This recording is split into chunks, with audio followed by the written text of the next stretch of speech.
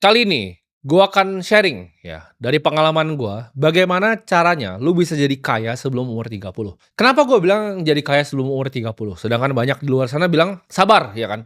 "Sabar aja nanti nikmatin kaya." Karena gue percaya, kaya di usia tua, itu scam menurut gua.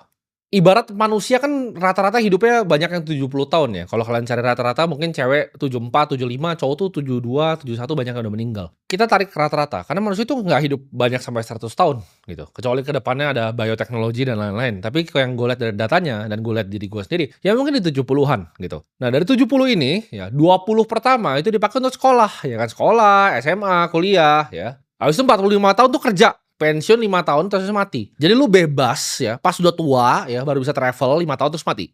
Itu bukanlah hidup yang gue mau. Ya jadi kalau ada orang yang bilang, "Oh tapi orang kaya yang ini yang udah tua ini bilangnya sabar, kaya nanti." Ya itu mereka aja, jangan gua. Gua nggak mau cuman bebas 5 tahun. Gue dari umur 22 tahun tuh udah bebas ya. Gue bisa beli supercar yang gue mau, gue punya rumah yang enak, gue tinggal di tempat tinggal yang bagus, ya gue bisa ajak orang tua gue keliling dunia. Karena semua orang tuh tahu, kekayaan sesungguhnya itu cuma waktu. Jadi orang kaya ya, yang tua yang ngomong gitu, cuman iri sama anak-anak muda seperti gua. Jadi di sini gue pengen ngajarin yang masih muda juga, yang belum 30, bahwa bisa loh, nggak harus nunggu tua, ya. Karena zaman sudah berubah, sudah ada yang namanya teknologi. Kalian jangan mau ditipu sama kata-kata seperti itu, kaya harus tua, jangan mau ditipu, ya. Karena waktu itu selalu lebih berharga dibanding uang. Itulah kenapa mereka yang ngomong seperti itu masih naiknya private jet. Karena mereka tahu waktu lebih mahal dari uang. Cara menang di hidup ini, itu yang pertama lo harus benerin tuh yang ada di dalam kepala lo, ya. Yang gue sebutnya mindset. Ini zaman dulu banyak influencer yang cemooh gue, ya. Influencer-influencer monyet gembel yang tadi bilang, "Oh, apa yang penting genset, ya kan, keset." Tapi mindset ini yang bisa bikin diri gue itu ada seperti sekarang. Jadi jangan mau diremehin kalau lu pengen belajar tentang mindset. Mereka yang cemooh soal mindset itu bahkan orang tuanya sendiri, ya. Lihat anaknya seperti pelawak kayak gitu di TikTok tuh malu punya anak seperti itu.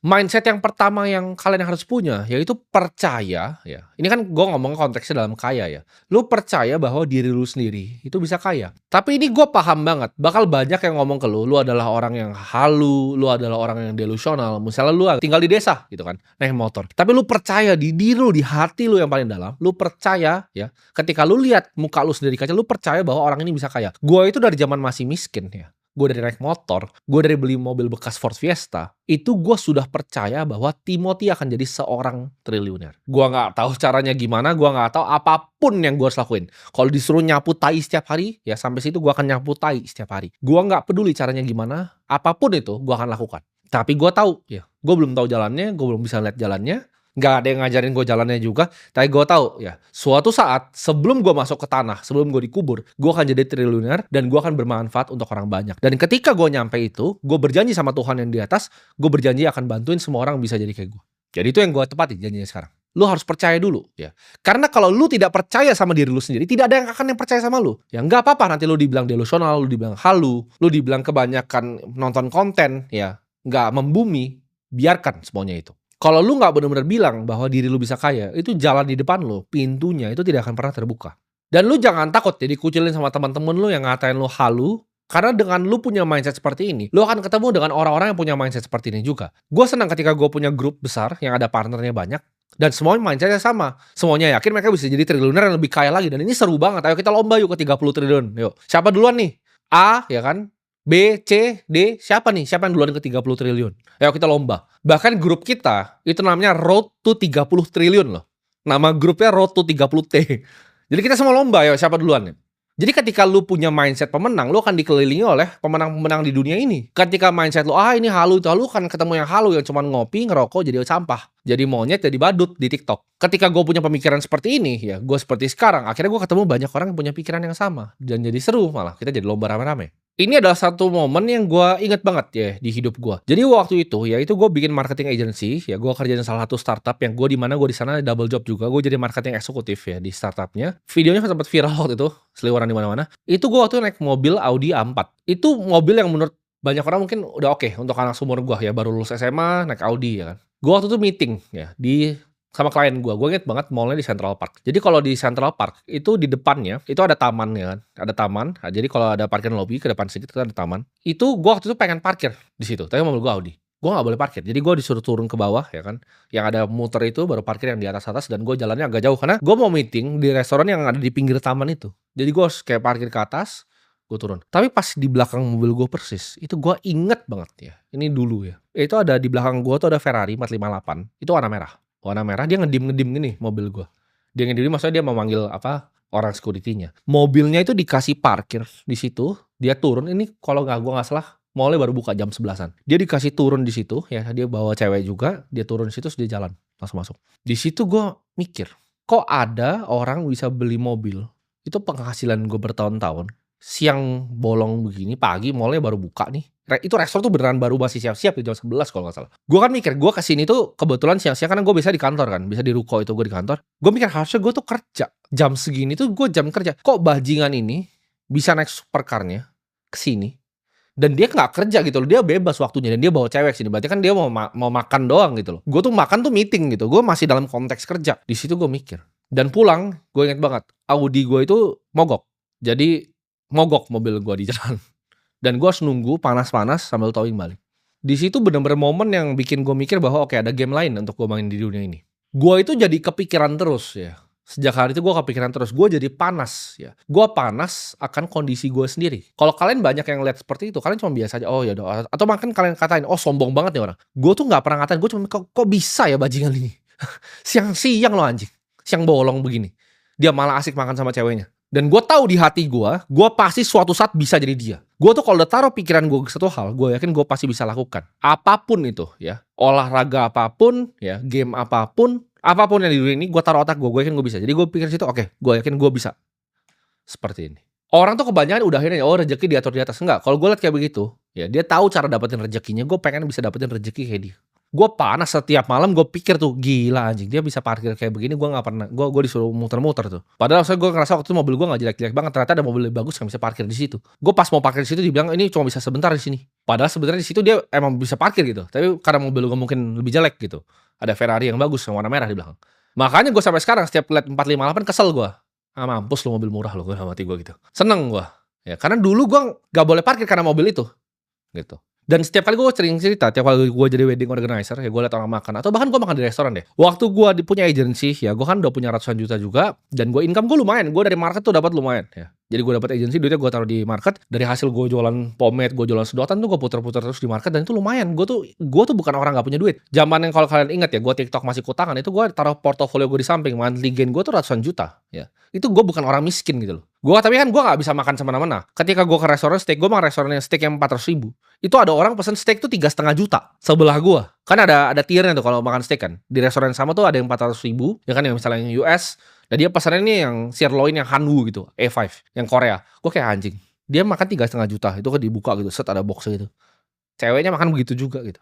Terus dia pesan botol wine yang gue gak tahu harganya berapa waktu itu. Yang pasti bawanya dalam tuh, makin dalam kan makin mahal. Gue liat gila, ini ngabisin uang gue yang gue dapat hari ini atau besok nih. Berarti kan itu cuman bagian kecil sekali dari uangnya. Kok bisa ada orang bisa buang-buang duit kayak gini? Gue tuh jadi panas. Tapi banyak orang liat kayak begitu malah benci, iri, dan dengki. Ketika lu liat, oh ada Timothy nih kemarin, gue cuman bikin Instastory dong kalau gue pulang ke rumah. Oh viral, dia lampunya 2 miliar, wah ribut orang. Karena lu gak pernah berada di situ gitu loh. Di teman-teman gue itu hal yang sangat biasa aja. Gue liat teman-teman gue pakai jam 8 miliar, jam 10 miliar, 19 miliar juga ada, biasa aja. Semuanya juga punya di circle gue. Tapi untuk orang seperti gue yang waktu pas gue naik Audi, gue liat yang kayak gitu, wah gue jadi panas. Gue pikirin terus. Nah mindset yang gue pengen kalian punya ya dari ini adalah lu marah.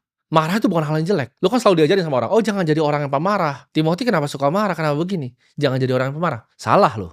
Lu harus marah sama diri lu sendiri. Ketika kondisi lu itu bukan seperti yang lu mau. Ketika dari zaman dulu, ini kita flashback dulu sebelum gue ketemu Ferrari itu. Zaman dulu gue marah kenapa nyokap gue harus bikin lemper. Nyokap gue kenapa harus, jadi nyokap gue tuh yang bantuin gue. Kalau tanya Timothy orang tuanya kayak lu goblok banget gitu. Lu bisa tanya ntar kapan-kapan mak gue ajak sini. Dia itu yang bantu gue bungkusin pomade. Jadi ketika gue dapat orderan, mak gue ini orang rajin. Gue tuh kalau ngebungkus pakai bubble wrap tuh jelek. Itu nyokap gue yang bungkusin satu-satu. Terus dia boxin, gue tinggal antar ke dia nih. Dari gue nggak punya apa, dia yang bantu. Kenapa dia harus bantu begitu dan dia harus jualan lemper segala macam? Cuman untuk duit sewa rumah, cuman untuk duit makan. Rumah aja waktu nggak ada dia, harus bayar duit sewa, kejar duit sewa, rumah yang kecil sewa. Di situ gue marah, kok kondisi gue begini banget ya? Kok gue nggak bisa bahagian nyokap gue kayak orang-orang lain yang gue bayangin mobil-mobil yang mewah itu pasti bisa bahagian nyokapnya. Nyokap gue nggak pernah bisa travel. Ketika gue travel ya, gue bahkan dulu pas gue masih miskin, gue kira Bali adalah tempat yang nggak gitu bagus, karena gue nya miskin. Cuman makan di tempat yang panas-panas, datang ke wisata yang banyak orang datang. Sekarang ketika gue punya duit, gue baru tahu seberapa mewah Bali. Ada hotel yang 50 juta semalam. Gue bahkan punya beach club di sana paling besar di dunia sekarang. Jadi gue kalau ngajak nyokap gue, ayo kita main ke Atlas. Kita lihat tempatnya mewah, bagus, bagus sekali Bali itu. Kalau lu punya duit, kalau nggak punya duit, hotelnya jelek. Di situ gue panas. Dan lu semua harus jadi panas, lu jadi marah, lu jadikan itu api yang membakar diri lu. Ketika lu lihat kondisi lu, ya lu lihat mobil lu naiknya apa, jelek, bahkan nggak punya mobil, naiknya motor, lu lihat pacar lu di belakang jelek, itu harus jadi api. Oh, gue pengen punya cewek yang cantik, gue pengen punya mobil yang bagus. Lu lihat nih, lu nyetir ya kan, stuck nih di tol jor itu kan, naik LCGC, kelason-kelasonnya orang jadi marah lu kan. Lu harusnya marah tuh sama kondisi lu. Gak akan ada manusia di bumi ini yang mau nyeret lu untuk kerja. Gak akan ada manusia di bumi ini yang mau ngasih lu Ferrari. Lu sendiri aja gak mau, lu sendiri gak percaya lu bisa jadi kaya, lu gak marah sama kondisi lu. Gua gak akan di sini, gua keluar dari kamera, gua ambil leher lu, ayo kayak kita kerja gitu. Cuman lu yang bisa pukul pantat lu sendiri, oke hari ini saya harus bekerja. Karena orang tuh banyak yang malas bekerja sedikit udah capek mereka. Gue bingung gitu ngomongin lu gimana. Kalau lu emang udah gak ada kemauan, lu cuma scroll TikTok, ujung-ujungnya apa? Ya lu bikin anak habis itu lu minta bansos. Lu berharap ada orang lain, lu salahnya orang lain, lu salahin pemerintah begini, pemerintah begitu. Mau mereka coba bagaimana, lu kan salahin terus. Kenapa? Karena lu yang sampah. Lu cuma jadi pengemis, minta bansos dong, minta bansos dong, minta bansos dong. Gue dari dulu gak pernah minta-minta sama orang. Lu baru kerja dikit, oh mental health. Itu kebiasaan yang kontol tuh gue kasih tau tuh. Orang yang nyontoh-nyontohin begitu, oh dikit-dikit ini mental health. Ini begini, begitu. Gue burn out. Saya capek, saya burn out. Kemarin gue hire editor, baru kerja 4 hari, gak bisa, burn out. Lu mati aja. Ada yang datang kayak gitu, gue mati lu, bagusan. Gak usah hidup, gak usah kerja sama gue, lu di jalan aja. Banyak orang nyari kerja, lu udah dapet kerjaan bagus gitu kan. Tapi capek bang kerjanya sampai malam. Anjing lu, gue belasan tahun kerja, ya sehari pun. Satu, gue ngomong sini gak ada gue libur, gue gak pernah burn out, gue gak pernah mental health tai anjing itu. Kecuali lu tentara, pernah kena bom temen lu PTSD itu boleh lu mental health. Selain itu, lu tidak boleh ngomong ke gue, saya mental health, saya depresi, anjing lu. Kerja gitu, marah sama diri lu sendiri. Dan ini mindset gue pengen punya lu lagi ya. Tadi lu inget-inget gitu. Jadi ketika gue ngomong gini jangan cuman angin lewat gitu. Yang pertama lu harus percaya sama diri lu, yang kedua lu marah sama kondisi lu itu dulu. Ya itu jadi apinya tuh. Ketika lu ngerti konsepnya, lu paham polanya, lu bisa jadi sukses juga. Karena semua itu cuma di otak. Yang ketiga, biasain apa yang lu ucapkan itu lu jadiin kenyataan. Ketika gua nih ngomong, saya akan bikin 100 sekolah, itu akan gua jadikan kenyataan walaupun gua harus mati untuk lakukan itu. Ketika gue ngomong ke diri gue akan jadi triliuner. Gue akan jadi triliuner. Ketika gue bilang di SMA gue akan jadi yang paling jago main basket satu sekolah. Gue akan latihan sampai kaki gue kalau bisa patah di situ. Gue akan latihan. Gue bilang gue akan jadi shooter terbaik. Gue akan shoot sampai tangan gue kalau bisa patah. Jadi kalau gue ngomong sesuatu ke diri gue, itu self accountability-nya tinggi. Lu adalah orang-orang yang gak accountable. Bilang oke, gue mau sukses. Besok lu udah ngaso lagi scroll TikTok sambil coli. Itu yang bedain gue sama lu. Ketika lu bohongin diri lu terus menerus, oke, kemarin saya mau sukses. Awal tahun baru, oke, tahun ini gue mau bebasin nyokap gue dari kesuksesan. Tapi lu gak ngapa-ngapain sampai sekarang. Lu gak punya self accountability. Gak ada itu. Omongan lu tuh sampah gitu. Kayak gue bilang tadi, misal karyawan gue gak pernah ngancem, lu keluar. Gak pernah gue ancem. Orang ya di sekitar gue, itu mau semuanya, mau saudara gue, mau pacar gue, ya, mau karyawan gue, itu semuanya sama.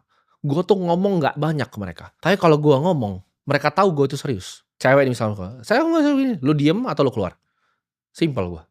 Ketika out, keluar dari hidup gue gak butuh. Cowok lain ngomong doang gitu. Oh lu jangan begini ya, gue gak mau lagi ya. Tapi dia ceweknya berantem lagi 2 jam sama dia. Kalau gue gak terima tai dari orang. Kalau lu gak mau, out. Sama karyawan gue. Lu gak suka kerja sini? Out lu anjing. Cari gaji yang sama kayak di sini. Ngemis sampah sana di luar. Dan lihat semua ya karyawan gue atau misalnya siapa yang pikir bahwa mereka tuh lebih hebat dari gue, keluar semua jadi sampah. Karena memang mentalitasnya orang-orang sampah, nggak kuat. Jadi gue tuh ngomong sedikit, tapi gue lakuin.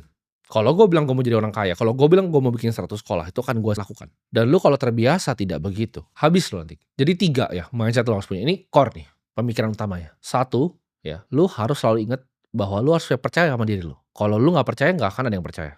Kedua, lu harus marah. Karena kemarahan itu adalah api yang luar biasa. Lu dikecewakan sama orang, marah. Kenapa lu dikecewakan sama orang?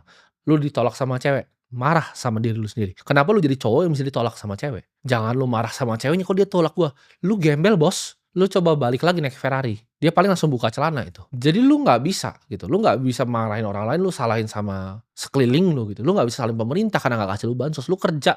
Lu anak lu, ya kan lu yang bikin, lu makan ya lu kerja. Dan yang ketiga, hati-hati dengan apa yang keluar dari mulut lu. Karena gua itu ketika gua ngomong sesuatu, gue lakukan. Gue paling benci orang yang mulutnya nggak bisa dipegang. Apalagi diri lu sendiri. Jangan biasain bohongin diri lu sendiri. Nah itu mindset ya. Tapi cara menangnya gimana? Cara menang paling gampang adalah lu ngambil bet yang asimetris. Yang lu dapatnya bisa banyak, lu ruginya sedikit. Ini lihai melihat peluang. Gue selalu nyari bet yang asimetris di hidup gue.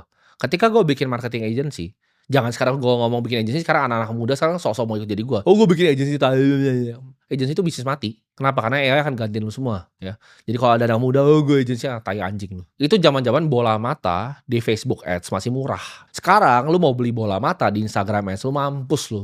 Lu pasti nggak bisa. Karena ini bet yang pas pada waktu itu. Kalau gua, zaman sekarang gua bikin marketing agency, pasti nggak bisa. Lu jadi harus cari peluang.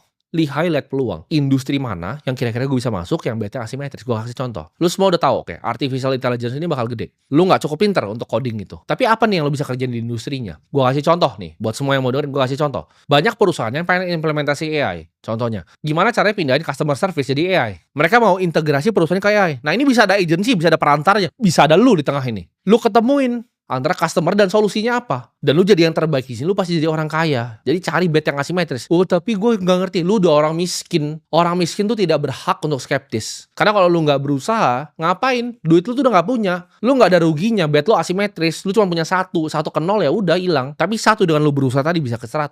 Ketika lu udah ketemu apapun, ya lu fokusin semua energi dan waktu lu di satu bidang itu. Fokus. Lihat peluangnya. Lihat jalannya. Dan lo harus bunuh ya rasa nyaman lu. Nggak ada santai-santai lagi. Seumur hidup lu, tiap lu bangun, lu berperang. Gue bangun semangat gue. Gue mau ngapain nih hari ini. Jadi jangan ketawa ya soal mindset. Karena semua yang gue punya sekarang itu karena yang pikiran gue. Karena lo bisa lihat, gue itu bukan tipe yang dendam sama orang. Terus habis itu ngerasa, oh sekarang gue udah di atas dia. Enggak. Balas dendam terbaik gue adalah jadi orang yang luar biasa sukses. Lu bayangin nggak? Orang yang ngata-ngatain gue dari dulu. Sekarang mau kerja sama-sama gue ludahin mukanya. Hal paling menyedihkan dari orang yang disasosiasi dirinya sama gue dengan ngatain gue dan lain-lain adalah suatu saat gue lebih sukses lagi dan pasti lebih sukses lagi dari sekarang. Lu jadi sampah, lu gue tinggalin, jadi nothing. Lu cuma akan jadi sampah seperti serpihan sampah. Ini berlaku di semuanya di hidup gue. Karena hidup lu harus ingat, cuman lu yang bisa kontrol. Dan gue bilang tadi, balas dendam terbaik itu bukan lu sikat orangnya. Gue mau sikat orangnya sekarang gue bisa gue sikat. Tapi gue pilih untuk enggak. Kenapa? Gue cukup tenggelamin mereka dengan sukses gue lebih besar. Oh gue punya partner yang dulu anjing, gue gak perlu balas dia. Mau balas mah gue bisa balas. Tapi apa yang gue lakuin? Gue diam dan gue jadi 1000 kali lebih sukses. Itu yang akan bunuh orang lain secara perlahan. Dan semuanya akan ketinggalan di bawah kayak sampah jadi. Dan hal yang mereka nyesel adalah gak bisa berasosiasi lagi sama gue. Jadi semoga semua yang nonton ini ya, lu semua bisa sukses sebelum umur 30. Karena ingat, sukses muda itu lebih penting dibanding sukses tua. Ngapain sukses udah tua? Udah jenggotan lu, udah jadi kakek-kakek. Mau naik private jet aja udah pakai tongkat. Jangan mau ditipu sama orang-orang seperti itu. Karena mereka cuma iri. Gue tahu dari dalam hatinya mereka semua cuma iri sama gue. Jadi cari cara yang paling cepat. Cari bet yang asimetris. Cari industri terdepan. Lu cari celahnya kita deh. Itu gue kasih contoh satu. Lu bisa cari ada banyak. Puluhan lain. Kesempatan selalu banyak. Bus tuh selalu ada. Lu tinggal mau ambil kesempatannya. Langsung hantam ke dalam. Investasi lah di edukasi diri lu sendiri. Dan semoga yang nonton ini semua bisa sukses sebelum umur 30.